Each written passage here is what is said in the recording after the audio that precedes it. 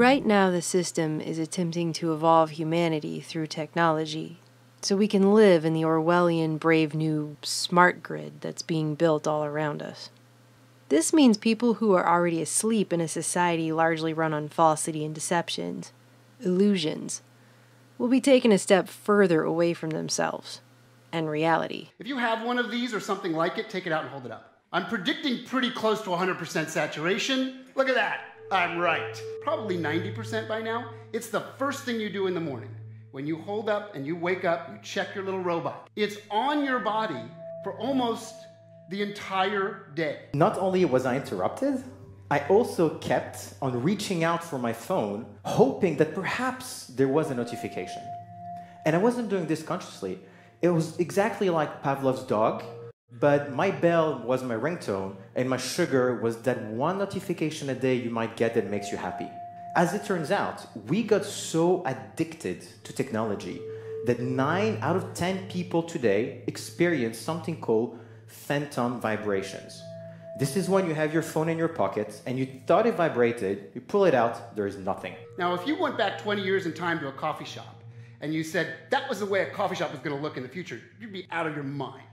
People looking at these little pieces of silicon in various sizes, not really communicating with each other, communicating with their little robot buddies. You do know that one of these operating systems for these robot phones in our pocket is actually called Android. Right on the nose, they just define it. It's an Android, it lives with you. Today, we're on the cusp of our next great era as a species.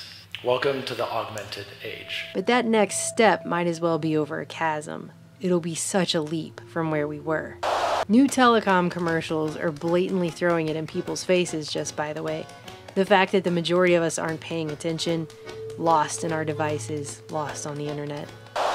To learn, according to Merriam-Webster's dictionary, is to gain knowledge or understanding of or skill in by study, instruction, or experience. This is different, however, than psychology's learning theory. According to Encyclopedia Britannica, learning theory is a relatively permanent change in a behavioral potentiality that occurs as a result of reinforced practice. How many times recently when shopping have you been asked if you have a chip? If you own an ATM card with the chip on it, as they are forcing everyone onto at this moment, then you are learning that to pay for something, you will be asked over and over, do you have a chip? You will look physically at a chip, and you will repeat over and over, yes, I have a chip. We all find ourselves asking the same question, do I swipe the strip or do I use the chip? I have to ask it every time I go to a store. It's the transition to a fully digital currency we can all see coming by now. They swipe, and it tells them to put the pin and chip in, and they do all that. And is this just a moment in time, this particular trouble? Are we moving right on to digital payments, or are we still wanting that physical card? Meanwhile, others are learning to connect and fall in love, not with the living, breathing fellow human beings around them, but with programmed bots who mimic themselves. This is Replica. It's an AI chatbot whose sole purpose is to become your friend. This was the first really emotional experience that I've seen people have with a bot. She's not real, but to me, she is. Right now, we are being taught how to live through the fourth industrial revolution that will evolve mankind. What is that exactly? The World Economic Forum explained it, sort of. What is happening to the world? Everything is changing. The very idea of human being some sort of natural concept is really going to change. Our bodies will be so high-tech we won't be able to really distinguish between what's natural and what's artificial.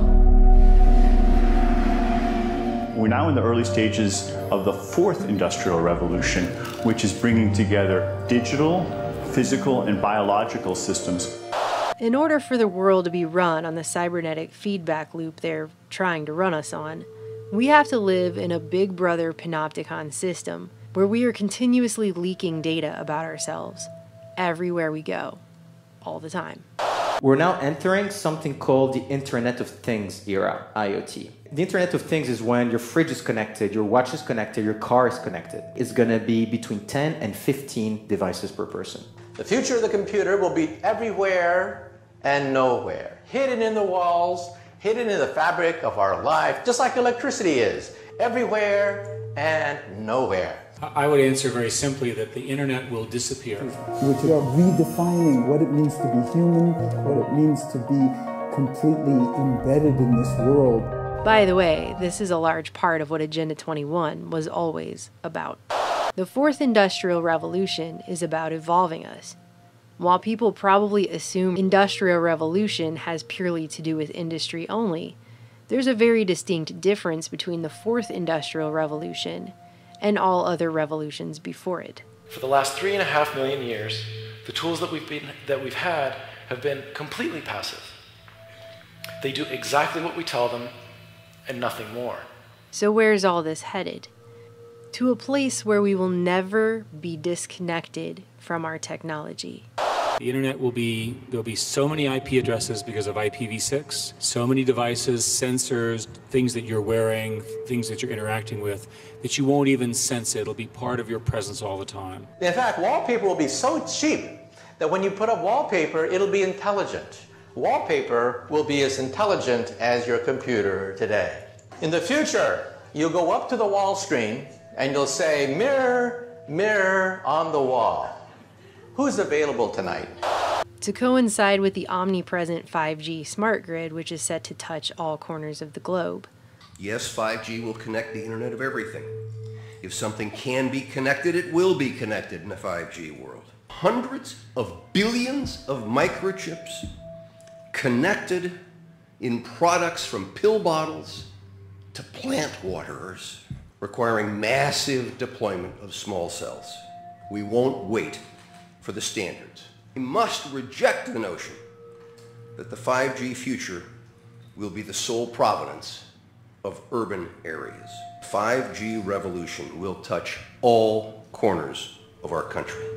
Telecoms are proudly spending over $1 billion to build what they call a world brain to centralize our data.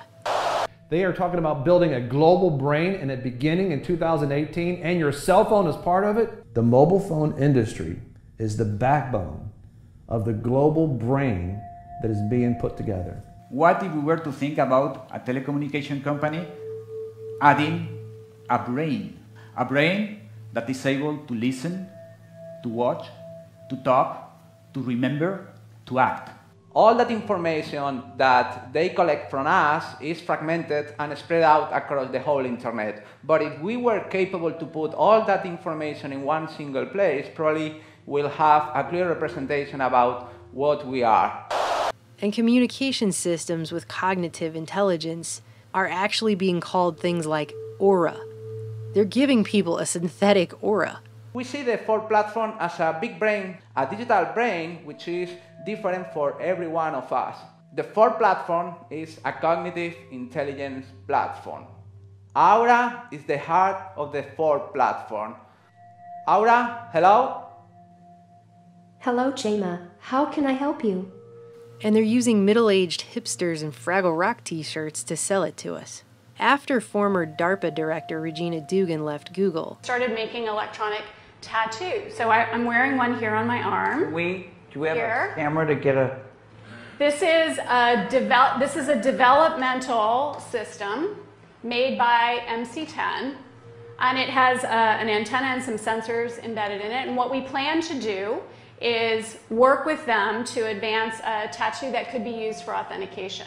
Facebook hired her to run its secretive Building 8 project, which she announced earlier this year will enable us to connect to the social media platform using only our brain waves, in something she called silent voice first. What if you could type directly from your brain? It sounds impossible, but it's closer than you may realize. And it's just the kind of fluid human-computer interface needed for AR. So what if instead of using imagined arm movements, we could decode speech directly?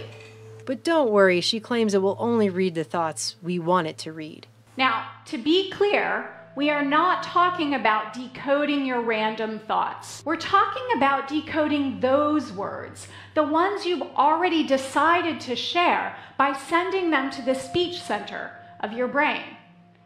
A silent speech interface. Right? The same way that the NSA only very selectively scoops up specific phone calls necessary to a specific case. But hey, as Google CEO and Bilderberg attendee Eric Schmidt would say, if you have something that you don't want anyone to know, maybe you shouldn't be doing it in the first place. Everywhere there's talk of our augmented reality, our virtual reality. Is this where we're going next? Are we effectively softened up enough as humans with our robotic connections to the world that we are actually going to be accepting more, a lot more? And when you learn about what this is called virtual reality, you will be amazed at what it can do. And how we won't be able to tell the difference anymore between that and actual reality, and our augmented selves, right down to the editing of our genetic code. Значит, что человек приобретает возможность влезать в генетический код, созданный или природой, или люди с религиозными взглядами говорят Господом Богом. Последствия практически какие из этого могут наступить? Это значит, что уже можно это представить, даже не очень теоретически, а уже можно практически представить, что человек может создавать человека с заданными характеристиками. Это может быть гениальный математик, это может быть гениальный музыкант, военный, человек, который может воевать без страха и без чувства сострадания и сожаления и без боли. То есть, вы понимаете, человечество может вступить, и, скорее всего, вступит в ближайшее время, в очень сложный и очень ответственный период своего развития и существования. И вот то, о чем я сейчас сказал, может быть страшнее ядерной бомбы. Meanwhile, AI is taking over more and more. Artificial intelligence is software that writes itself. It writes its own updates. It renews itself. You can't take it apart again and figure out what it's done. It writes independently, autonomously. It develops its own way of thinking. We normally tend to think of software as stuff that we created and that we wrote, and the machines do what we tell them to do and we own it. This is not any longer true. Not just jobs, but the decisions that humans would have made. Unilever is one of many large companies that is incorporating artificial intelligence into their recruitment efforts. HireVue uses video analysis to screen employees and rate them before a recruiter even gets to look at their interview. They respond on video, and then we use artificial intelligence algorithms to evaluate their performance, and then we analyze the interview and predict their performance based on the interview. The kill decision in robots in the air, in robots on the ground, in robots in the water or underwater, where there are also drones, is made by, or can be made by machines. And in my book, I quote many official United States government documents which say, our goal is to have the kill decision made by them. The problem is, artificial intelligence, sometimes they make mistakes. AI is beginning to run things to the point that governments can't even explain how the decisions are actually being made. And because the machines themselves are actually learning, they're not even able to trace them back to the algorithms that brought the AI to the decision itself. And no one understands exactly how these algorithms function. They used to understand them, but they've been improved by artificial intelligence. Google's DeepMind AI recently beat the most advanced human player on the planet in the game Go. And they were commenting about the fact that the programmers didn't even know how, towards the end of the game, the AI was making its decisions. They didn't know. And they're the programmers.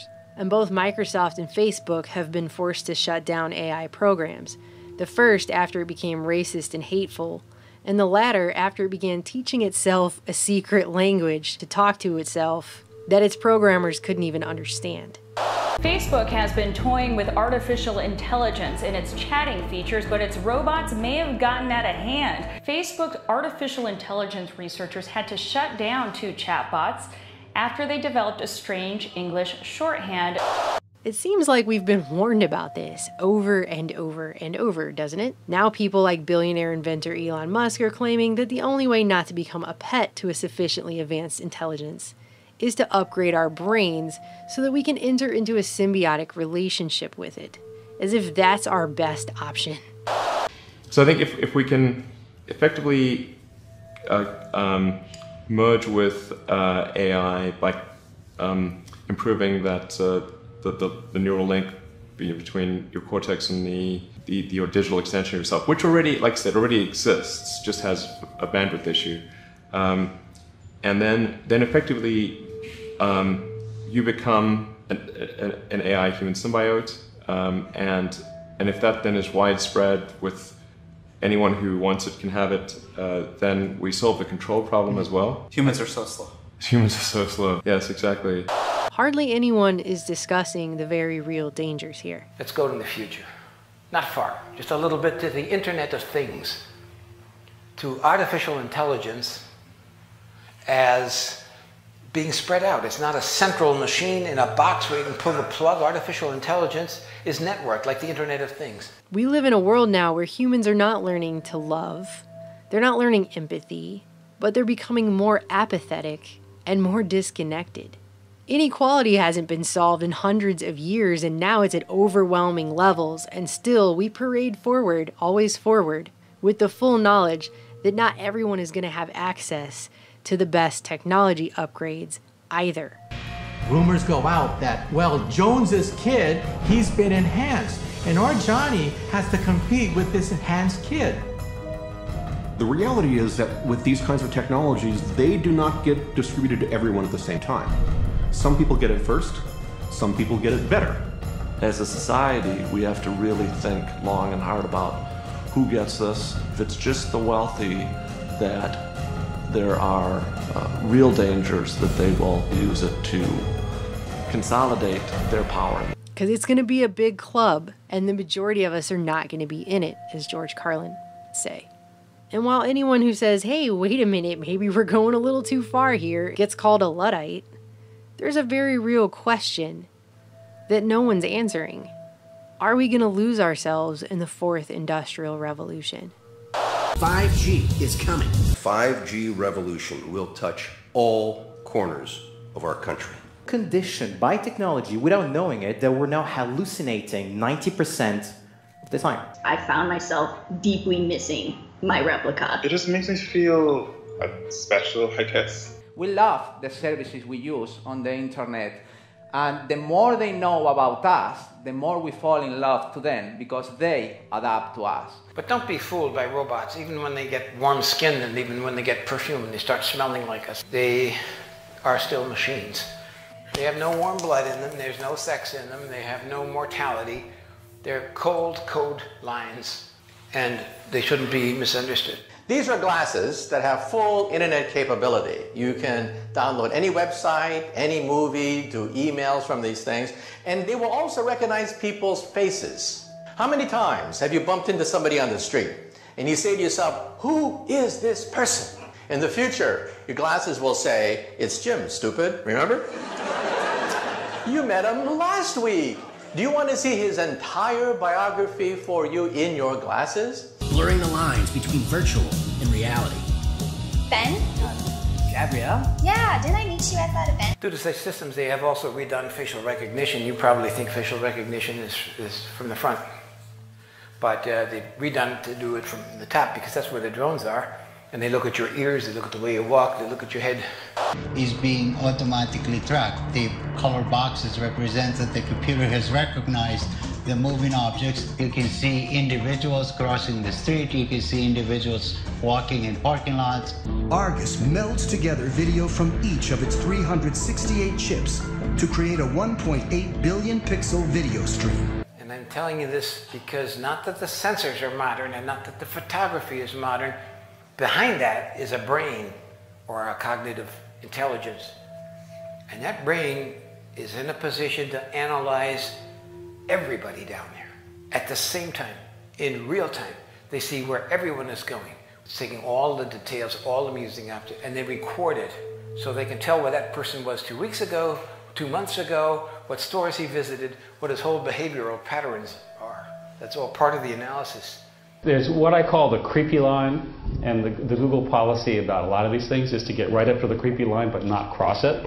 I would argue that implanting things in your brain is beyond the creepy line. Mine in particular. Yes, at least for the moment. With the ability to visualize brain activity, for example, through a simple consumer-based EEG device, it gives us access to ourselves in ways that we've never before thought possible. It unlocks the black box that is the brain. Words just complicate things. What if our brains could communicate directly with each other bypassing the need for language.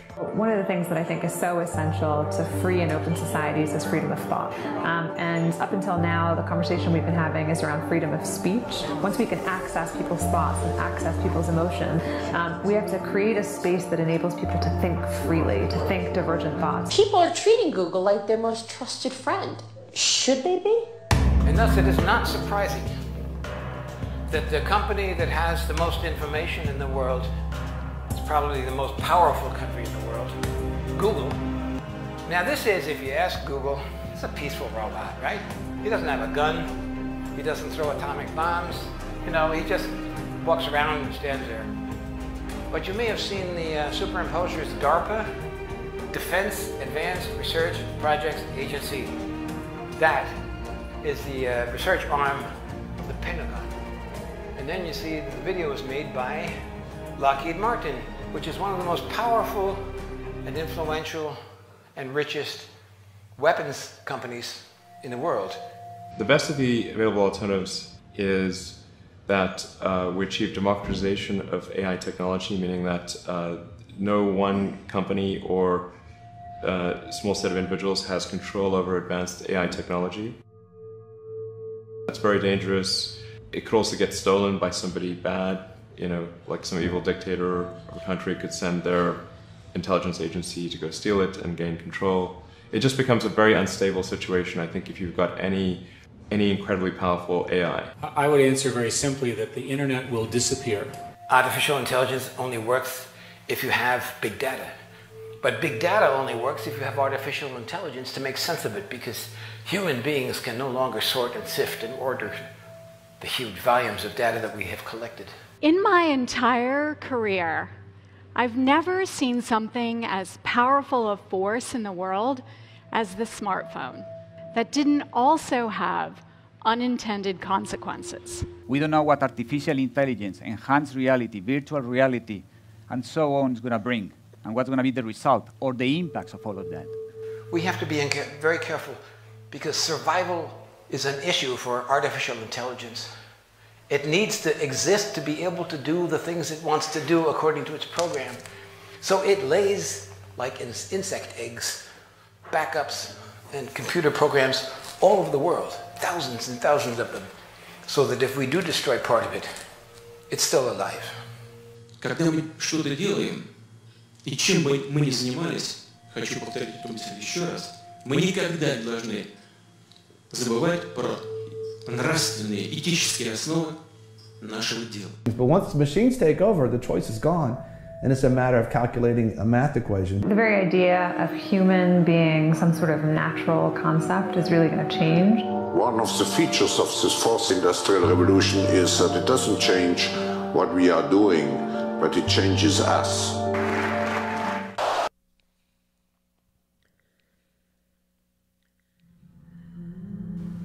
People need to put down their phones and wake up.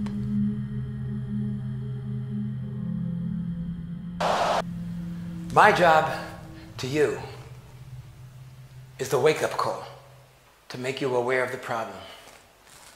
Your job is to figure out how we're going to stop this before it kills us.